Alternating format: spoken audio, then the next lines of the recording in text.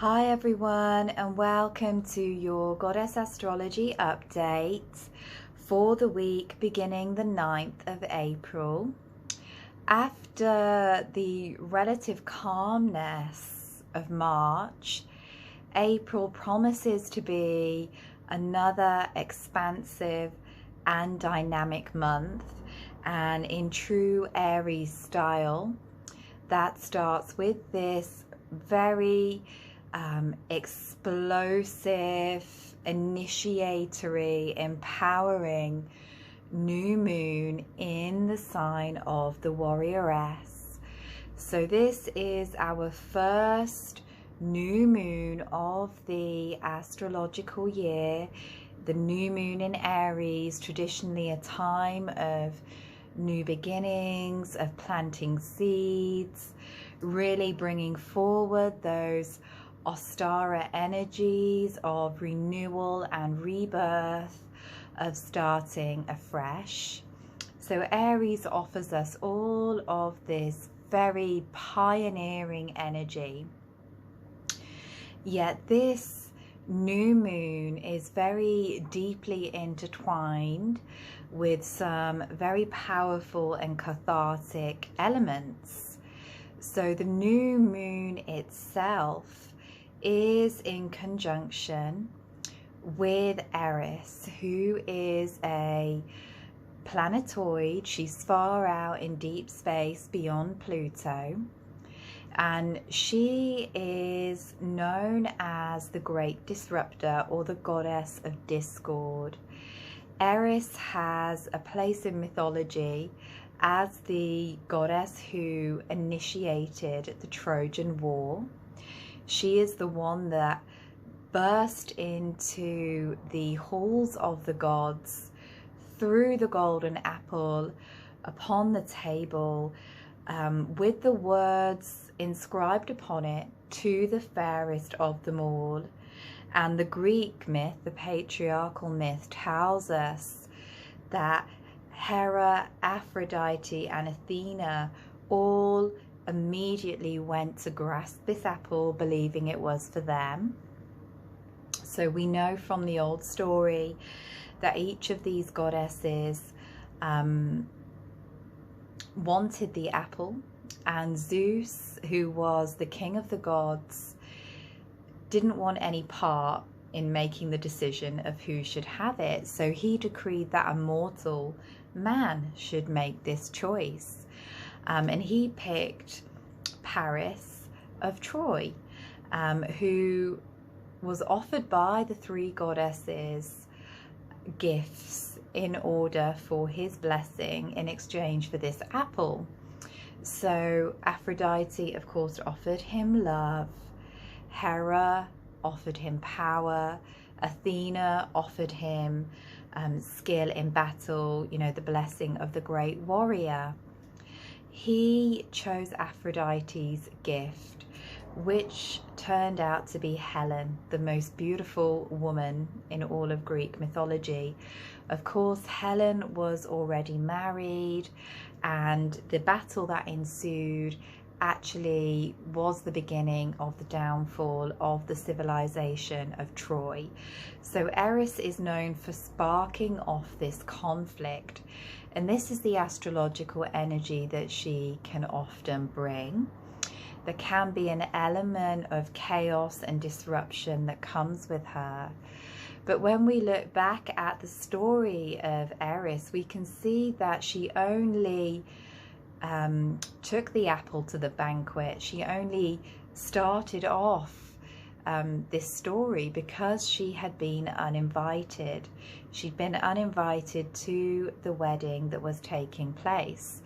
So in astrology, Eris can often be the outside, rejected parts of ourself or our society.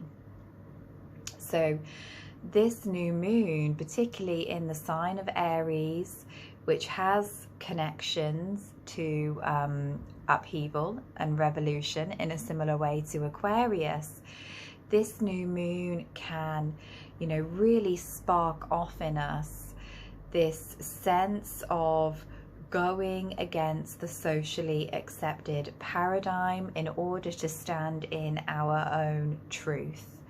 The moon is in square to Pluto in Capricorn, so it's really echoing back the themes of 2020 that we experienced, where we have the will of the individual, Aries, versus the system, the hierarchy, the governments, the banks, the institutions, as represented by Pluto in Capricorn.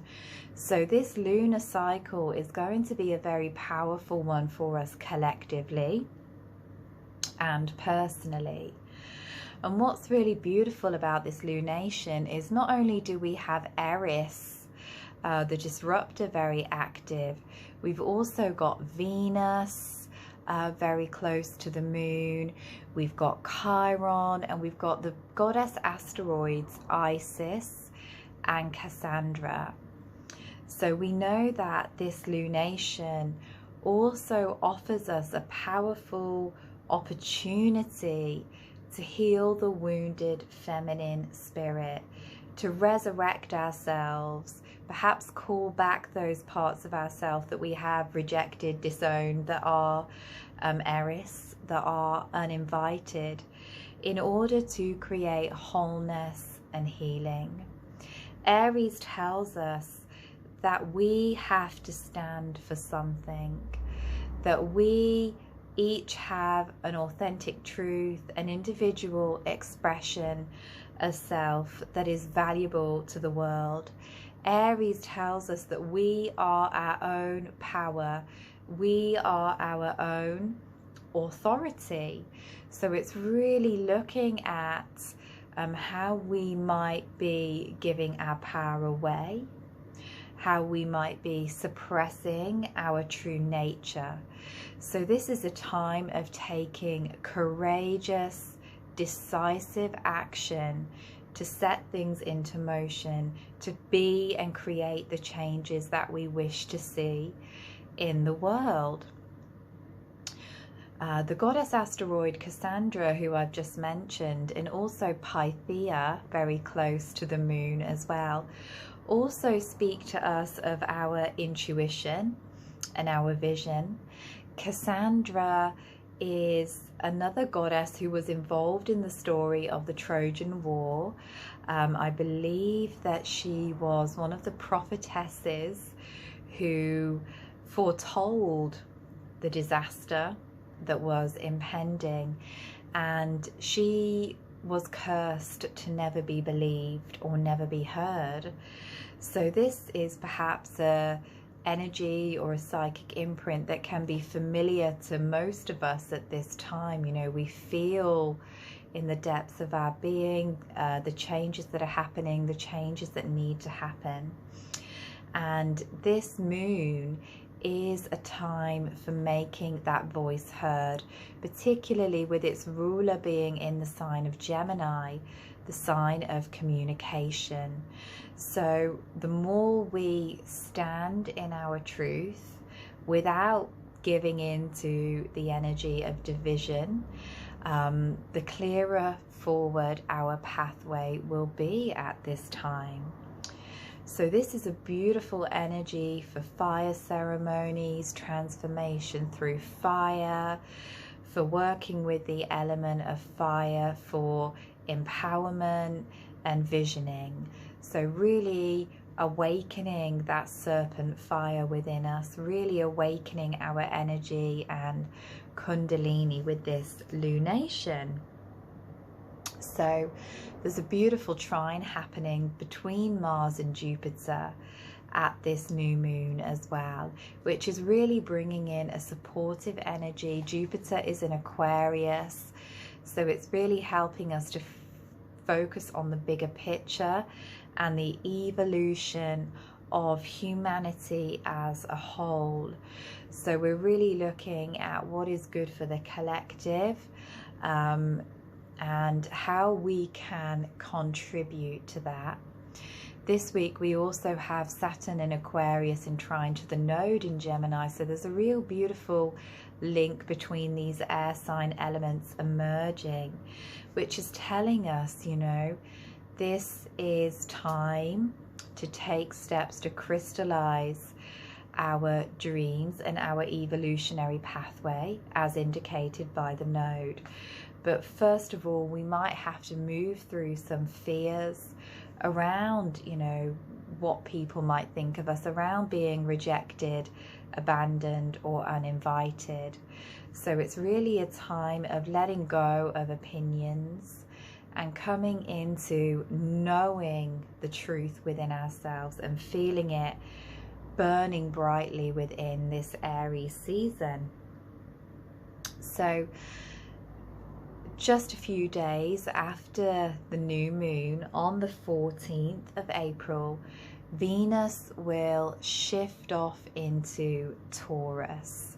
So she's going to come through the end degrees of Aries. She's going to make a square to Pluto, and the Sun will also be creating this alignment a few days after. So mid-month, we have some Pluto squares, which are really asking us to look deeply at what it is that we truly desire, whether our desires are coming from a soul level or a personality level, whether we are defining ourselves by our outer achievements or by our commitment to our soul's truth.